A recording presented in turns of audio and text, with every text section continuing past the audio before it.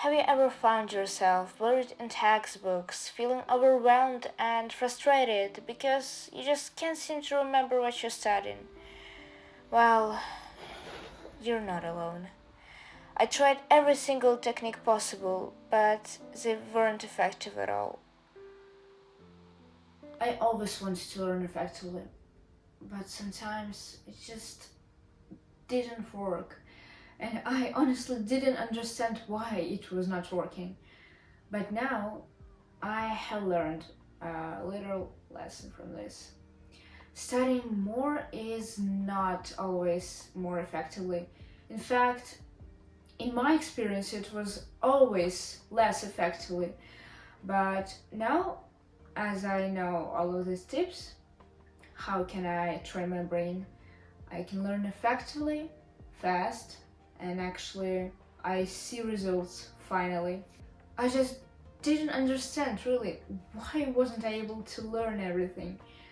I tried books, I tried using my phone more, I tried using my laptop, iPad, and I tried studying different spaces, cafes, parks, even when I brush my teeth.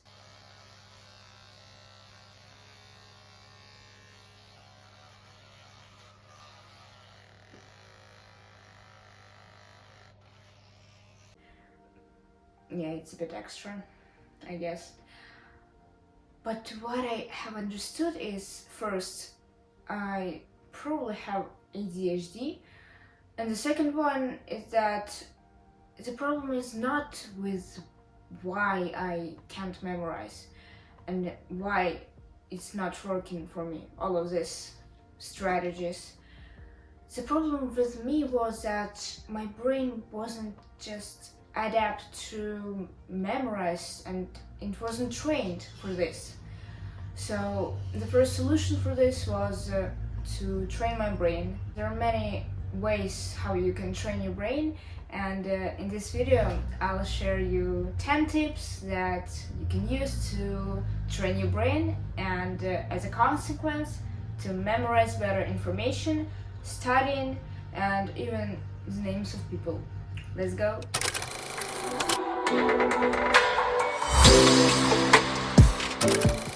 Before we start to talk about tips that you can use to train your brain, I would want to talk about what you should not do to train your brain, and it will probably not help you to train your brain, it will only exacerbate. Bad habit number 1: drinking sugary beverages. And no, I'm not talking only about soda, pop, whatever its name right now.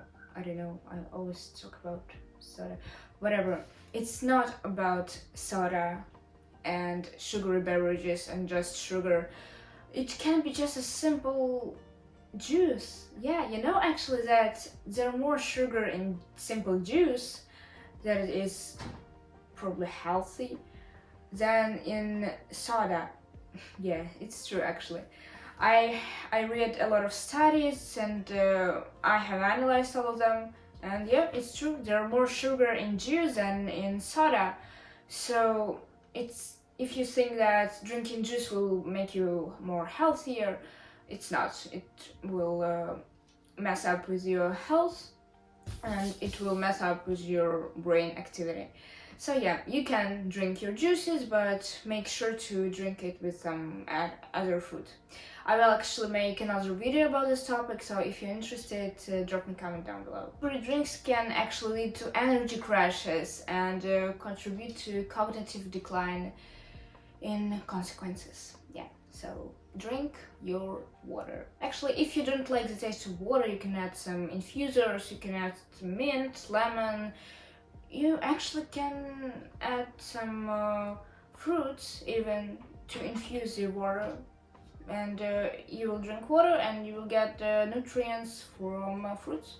Yeah, so it's also really good for your brain and for your health overall. The second bad habit I would want to talk about is sleep, and not good sleep, bad sleep. You know that more than 70% of people do not get good sleep at night. They either just can't sleep for 7-8 hours, or they just they have insomnia, and they just can't sleep properly. But sleep deprivation can actually lead to energy crashes, focus deprivation. It can lead to actually less performance in your work, in your studying, and actually in exercises as well. So try to get at least 7 hours of sleep. But it also doesn't have to be like one day you get 7 hours of sleep and the rest of the day you get like 4. If you can get 7 hours sleep, try to get it like stable, not like fluctuating across days. So if you can sleep for 6 hours, sleep for 6 hours consistently, and not doing like wavering things with your sleep. I previously saw that, yeah, I knew that nutrition and sleep are bad for your brain function, for your health overall. I thought that it's common sense. Why should we bother about it? But I actually didn't know that bad socialization can also really damage your brain cells. I had the period of my life when I didn't socialize for 2 years almost, and I just couldn't socialize normally afterwards. I had to take time actually to regain this power and confidence in socialization with other people, with communication, interactions. Yeah, so communication is key to supercharge your focus, your attention, your brain function and activity. The last bad habit I would want to talk about is stress. A lot of people experience stress unconsciously, and you should aim to minimize your stress amount, because it can damage your cognitive function, your mental health, physical health as well, and just lower your self-esteem actually. And yeah, if you can't minimize all of the stress in your life, I understand. I also can't minimize all the stress in my life. You can try doing yoga, you can try meditating. It's not just you have to like put 2 hours a day to meditate, to do yoga. I actually think it's counterproductive because you force yourself to do this.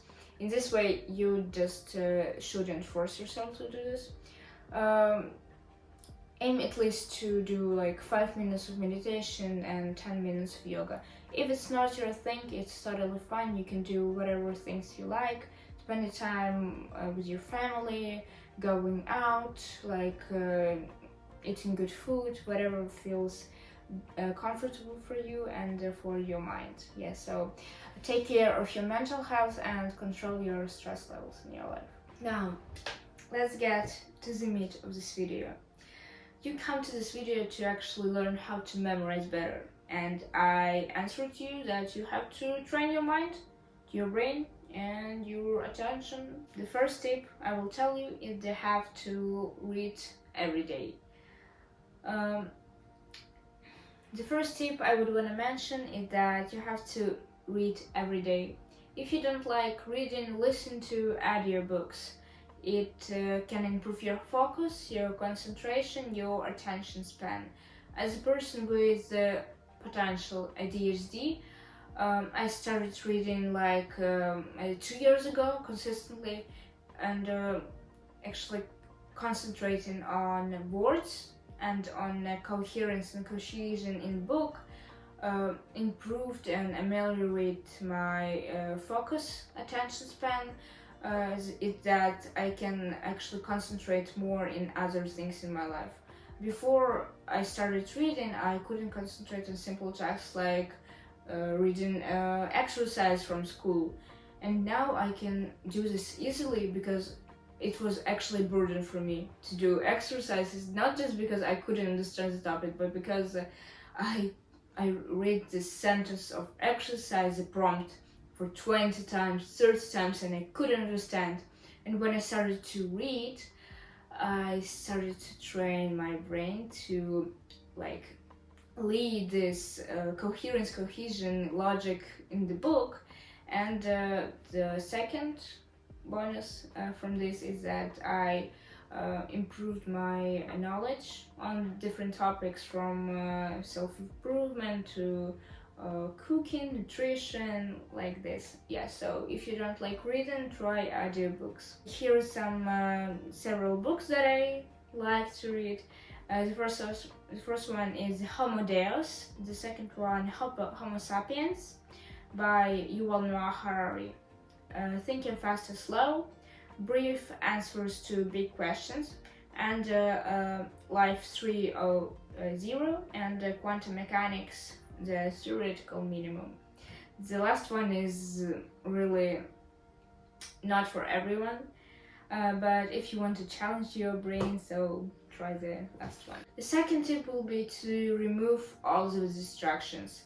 I mean, remove everything from that can distract you, like your fiction book, your picture, your phone. Of course, phone in a different room completely. Close your door, nobody can walk into it for a moment you're studying.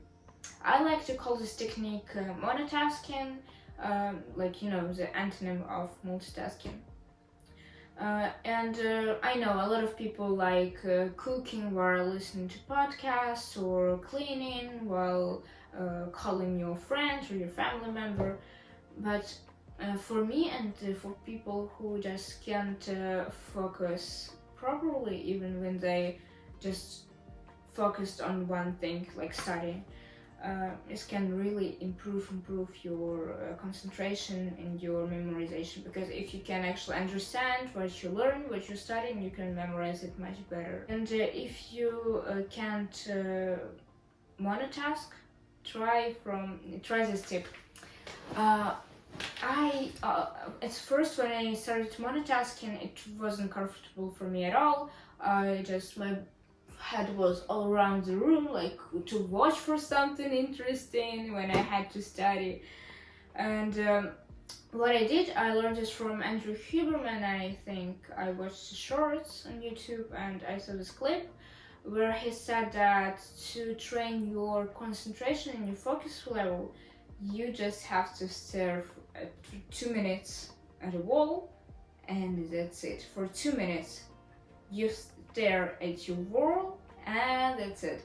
That's improved my focus tremendously, honestly. If you can focus on one thing, stare at your wall. That's it. You removed everything you don't need while you're working. You removed every distraction, your phone in a different room, you close your door, you close your window, whatever. And you still can't focus because your brain asks this honestly not relevant questions like, what will I eat for dinner? I need to feed my cat. Oh yeah, I definitely need to feed my cat. Oh, sell some mango. Of course, I have to buy it. I have to check it right now. Now, you can do this. If you're working on your laptop, you can open notes and write those thoughts that you have while studying or working. And after, when you finish your work or studying, you check this your thoughts that you had while you studied, and you answer them afterwards. As simple as that. And by the way, aim to write them on a paper, because writing down the thoughts also improves your brain cognition and train your brain. Exercising regularly. You know, I'm an exercise guru. I have almost every video on my channel about yoga, about exercising, but it's not just for fun. Exercising actually is crucial for your brain health and for your body, for your mental health, for your physical health at all.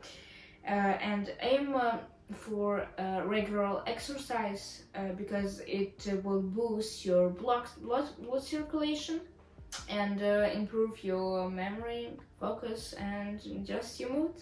Because of the good mood, you actually can memorize much more than if you had a bad mood. I also like telling people that they forget that people have evolved only doing uncomfortable things.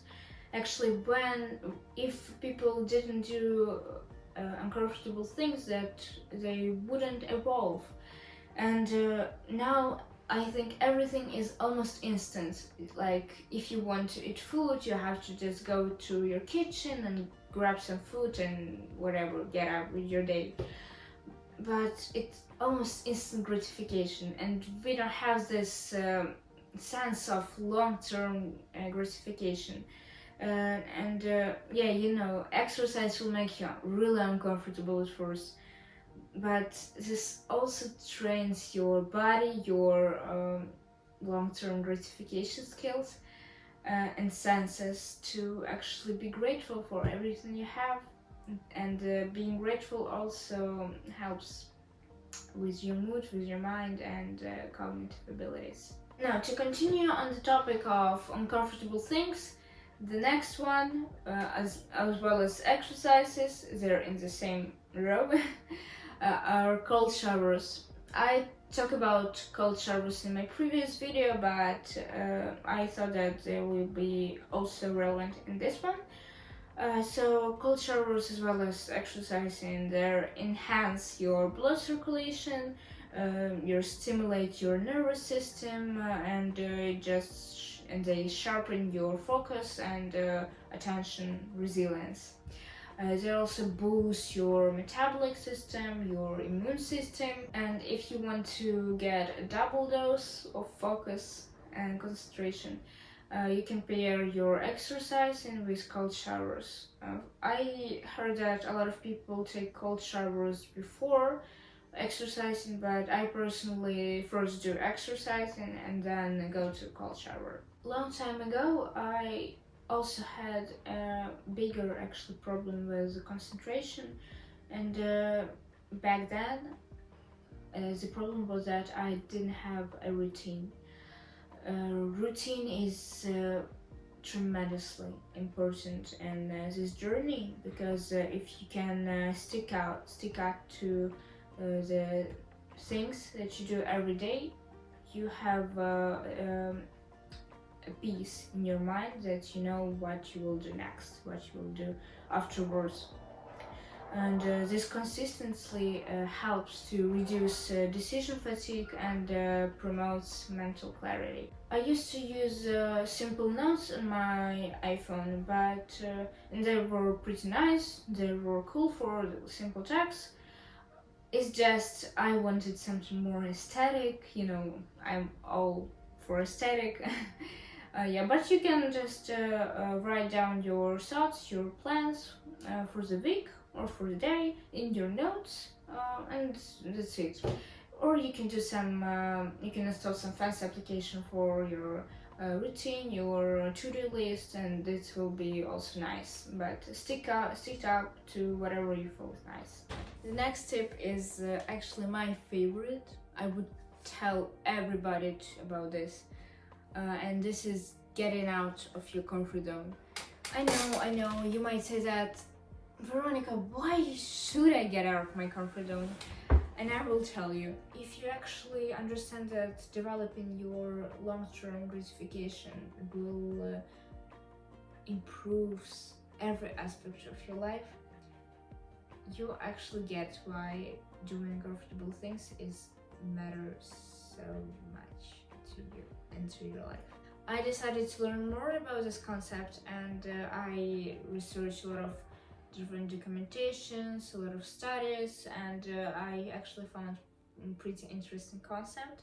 And the name of this concept is Eat Your Frog.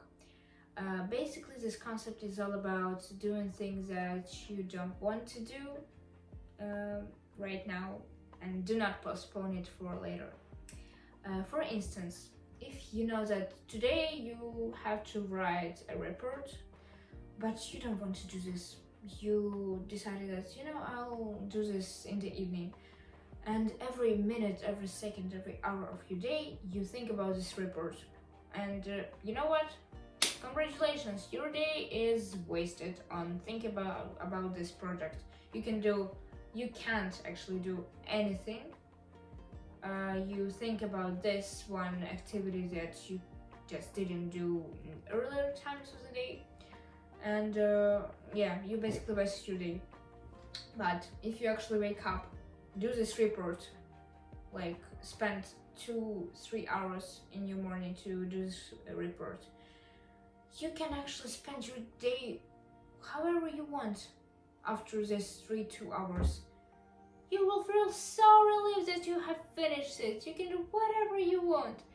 Then that's actually beautiful. One more concept is it's actually a hack that I tried on myself and other people also tried on their own, and this is 3 minutes rule.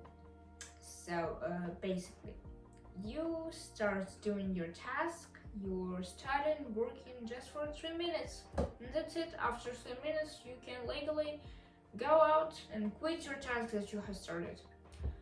But actually, several studies confirmed, and I confirmed as well, that your brain will say something like, come on, we started doing this already, why should we stop after 3 minutes? Come on, let's go, come on, continue. In this way, you actually trick your brain to study more. I honestly say that I didn't do this consistently on a regular basis, but I aim to do this at least once a week. And this is actually keeping a journal. I know that keeping a journal might seem like a common sense thing to do, but this is actually helps you to reflect on your thoughts throughout the week in my case, and to just get this energy boost to reflect on your achievements, on your efforts that you have done throughout the week or your day. And yeah, it actually develops your emotional intelligence to be reflective and just be mindful of everything you have done and be much more grateful. Last tip, and it's the bonus tip, is puzzles, quizzes, whatever tasks, activities which enhance your brain. And actually, I have started playing chess with my grandfather. I will tell you a secret, I don't know how to play chess at all. Like, my logic is out of this world. I don't know how to do this. And my brain thought about this, like, you don't know how to play chess, come on, you shouldn't try, it's just not your thing. But I decided that I had to get out, yes, and I have to do this thing because it is uncomfortable for me. I didn't used to it, and my grandfather says, yeah, okay, let's try. And now I'm has my abilities on chess playing, and I feel that my long-term gratification started to awake in my body, in my brain.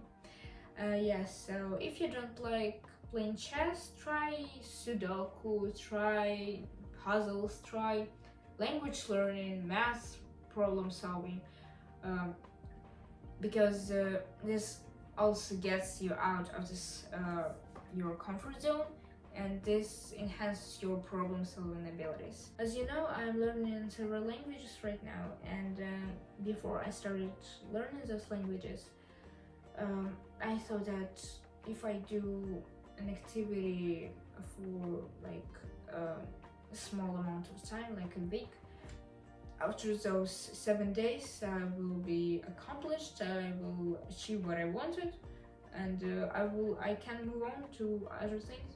I will be happy actually when I achieve this goal.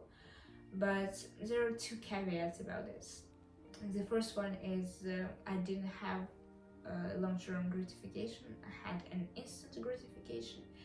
And this is actually something beautiful in the process of learning, of studying, of just getting things done, and you want to feel yourself as happy as you will feel in the process when you achieve your goal. Of course, you feel happy when you achieve something, but this is not like, oh my god, I'm so happy I achieved my goal. No, it's not like this. You remember the things that you have struggled with, and you have understood that you have become much stronger, and you've grown so much from the moment you started. And this brings us to the end of this video. I hope you like this video. If you do, please share your opinion in the comments down below. And I'll see you in the next video. Bye bye.